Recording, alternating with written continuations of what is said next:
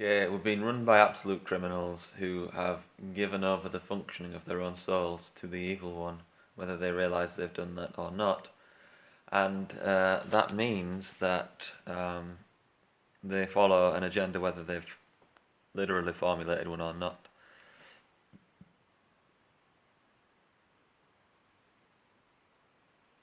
And what you got to understand is, if they cared about you, the first thing that they would do is look to the truth of immune functioning. And therefore they would think, well, how can we keep the nation happy? Yeah, that's what they would think. Just like if you cared the first thing about economics, you would think, how do we improve morale? How do we keep morale good and natural? But instead they get in the way of the natural by a currency invention so that it favours only the people that are shameless, robotic, daft enough to game the economy. And then when it goes wrong, they blame the poor and the disabled for it, because they're Satanists.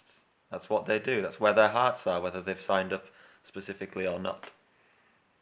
In the same way, they don't want you to be calm, because if you're calm, you're healthy. They don't want you to be informed and happy, because if you're informed and happy, you will be making it difficult for them to be Satanists in the spirit. You will be resisting viruses by nature, by virtue of your being.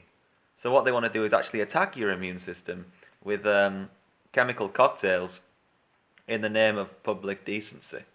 So they want to do the opposite of what's actually required.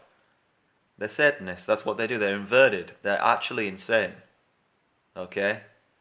And we know what the options are. The options are to tear them limb from limb without remorse.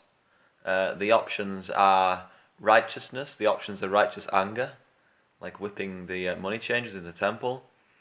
The options are such righteousness as might convince people who would enforce unnatural laws to be behind the behind the spirit of the truth.